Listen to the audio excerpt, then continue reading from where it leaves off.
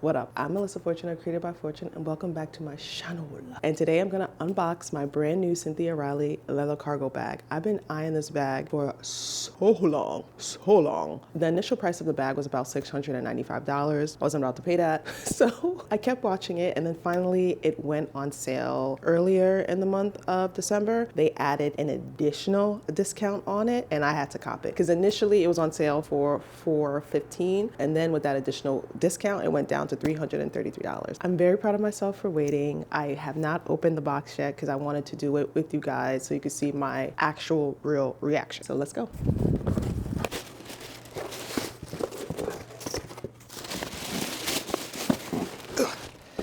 It's wrapped in tissue paper and has this gold seal here. Also, don't come for my nails. I know it looks crazy, okay? But let me tell you what happened.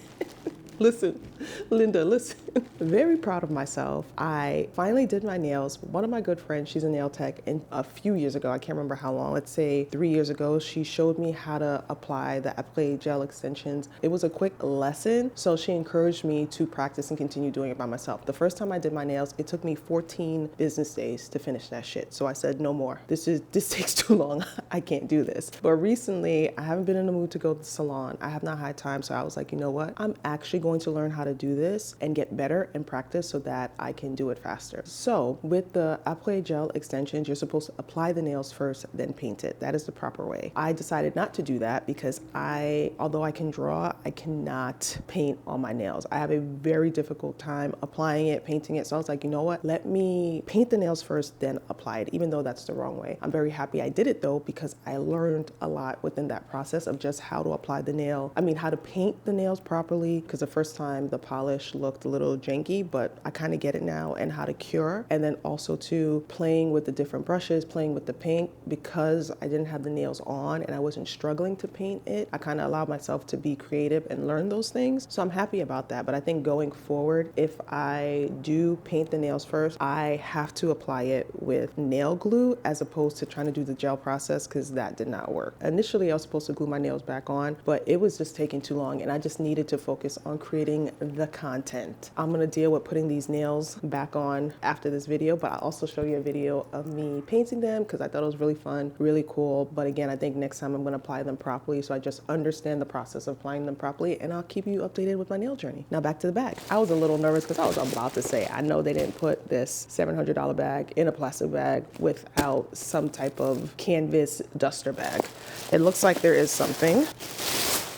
So this is the duster bag. It's a little bit on the cheapy side and not something I would think for a $700 bag. I would think the duster bag would be a little bit better quality than this, but it is what it is.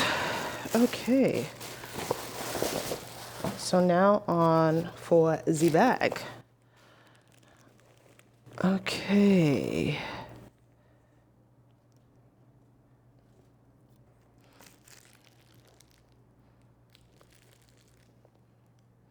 Just taking it all in. Okay, so here is the bag. I absolutely love this bag. And I've been meaning to look up, but I haven't had the chance. This was like a thing back in the day. I remember working at my first job, Aeropostale.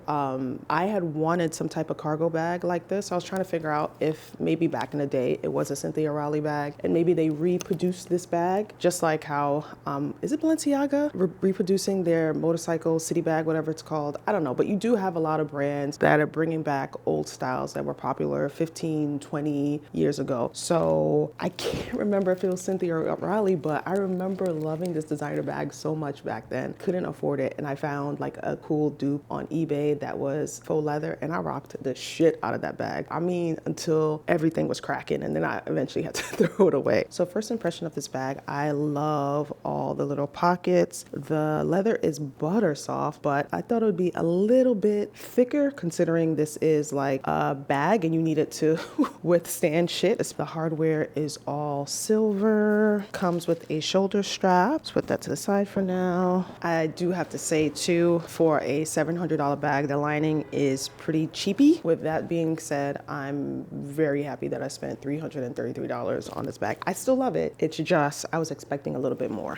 So you have these two compartments on one side of the bag, and then you have a zip compartment on this side of the bag. So you have this leather binding around the zipper with the brand's name also embossed on the leather in the center. So we have this adjustable buckle strap that only has about 5 holes in it. I would probably put a few more myself, or will put a few more myself. Let's put this on. Oh, Jesus. The strap is so long. Let me tighten it a bit. Okay, that's better.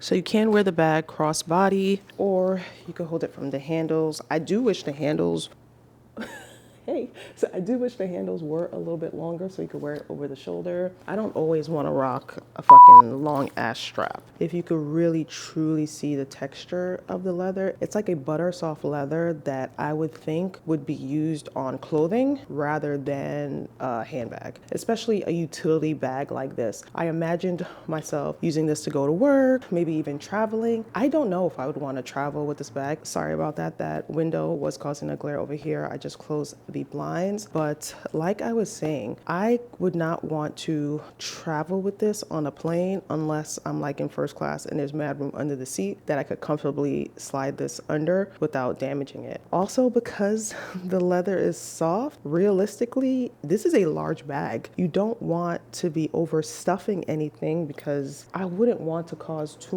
much tension between like this tab here and the rest of the bag. I just don't know. I'll have to play with it a little bit. You know what? Let me get my work laptop and put it in here. So this is my work computer. Okay, let's put it in here, which this bag is a perfect size to carry.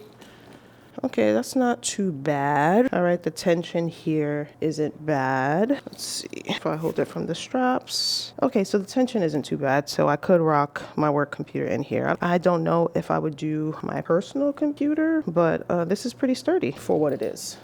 But this like makes me nervous. Look at that pulling already.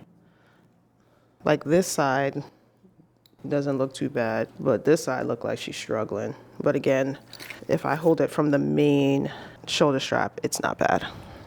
Now let's get into all these little pockets. They are functional.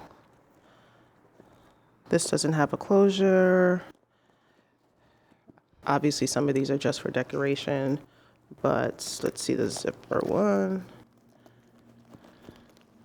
This one is functional, little stash pocket if you know what I mean. Okay. And this has a little tab to go here. I do love all the little details. I love me a utility bag. It's giving urban city girl, which is right up my alley. So all in all, I do love this bag. I'm definitely going to keep her. If I would have paid the original price for it, I think she would have been getting returned back. Ooh.